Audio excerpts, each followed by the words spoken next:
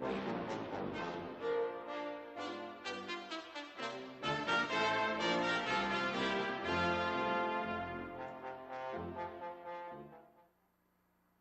Davis with another 12 tip for Christmas 2011-2012. Today what I want to show you is specific to the Bogart OS. So this particular operation requires the new Bogart Casablanca editors, the next gen series, running the Bogart version 4 or higher, okay? And it's this cool function found in the edit menu that lets you extract or grab a still frame from your Casablanca. Now, we used to have this capability, we still do, in the special menu. It's part of the OS here, called Still Scene. And this allows you to create a still scene from one of your videos by going in and trimming it and extracting it. But what it does is it creates a still scene in the scene bin. This cool newer function will let me take and make a still scene, make a JPEG, and it throws it over or transfers it over, moves it over to the Photo Archives and Media Manager, where I can quickly and easily extract it onto USB stick or export it out to a local area network, burn it out to disk, and use it for a variety of different things. How I use this function is I will extract photos, as I'm going to show you here, to use in my tutorial DVDs. I'll use them as part of the album or the cover, the label on the DVD. I'll also extract the photos and use them on my website or other people's websites, or for the thumbnail, the photo that represents a video on Vimeo or YouTube. It's a really cool option. So let's jump in here. What I've got is I've got a video down inside my scene bin, and this is a clip that I used to create my Candy Factory tutorial. And this is, let's see, Casablanca Foolproof Volume 7, the Candy Factory. And if I want to make a still scene, here's how simple it is. What I do is I left-click on the Option button, OPT, down here in the bottom of the scene bin, and then I left-click Export Picture to Archives. The archives it's talking about, again, those are the photo archives, and I'll show you how to get to those. You left-click on Export the photo, and then you scroll the position bar to exactly where you want it. You can see that I have a double-layer Candy Factory title effect. And I show you how to do this again in that Candy Factory Foolproof Volume 7 if you want to order that on my website. But I click on the scene where I want to grab the photo, and I want to grab this photo right here. I left-click OK, and there's a quick flash. It almost doesn't look like anything's been done, okay? But let's show you again how to do that. What I'm going to do is go back in the Edit menu.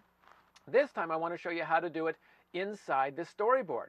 And what you do is you have to go to a scene where there's no video insert shot. So I don't have a video insert here. I left-click on Range. I left-click on Position, and I scroll through. Okay, I can scroll anywhere up inside my storyboard, and there's another neat effect. And it's this tiny icon up here. Now this is what it looks like up inside the storyboard.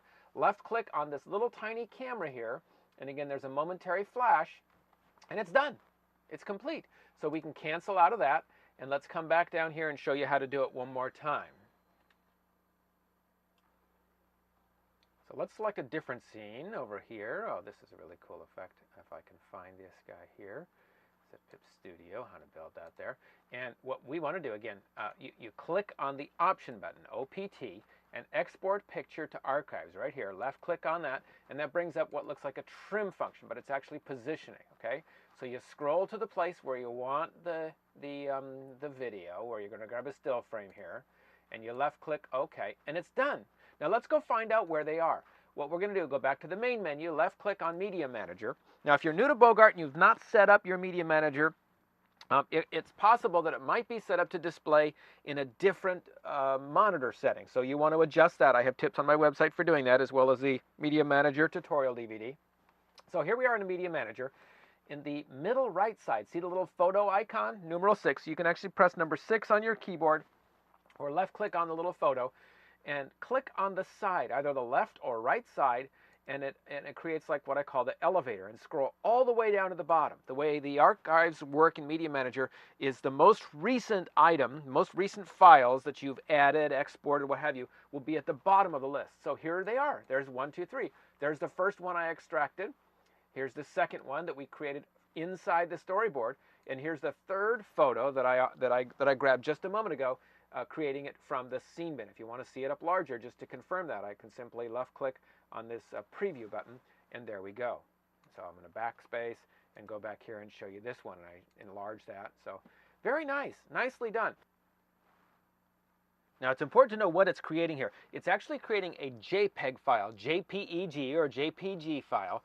And if you're using a standard def video, it is creating a file that shows up in my computer as 854 by 480, okay, 0.4 megapixels, and which actually in my computer shows a size of 70 kilobytes at 70 dpi. So it's not extremely high resolution, but it's great for things, again, like DVD covers, DVD albums, putting up on website, that kind of thing.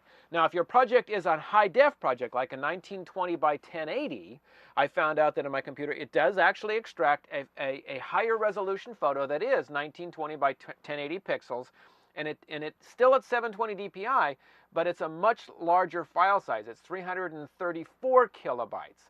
So it's a much larger size that will work better even if you wanted to print it out as a small photo, like a 4x6 or 5x7 photo. All right, so that's today's 12 tips for Christmas.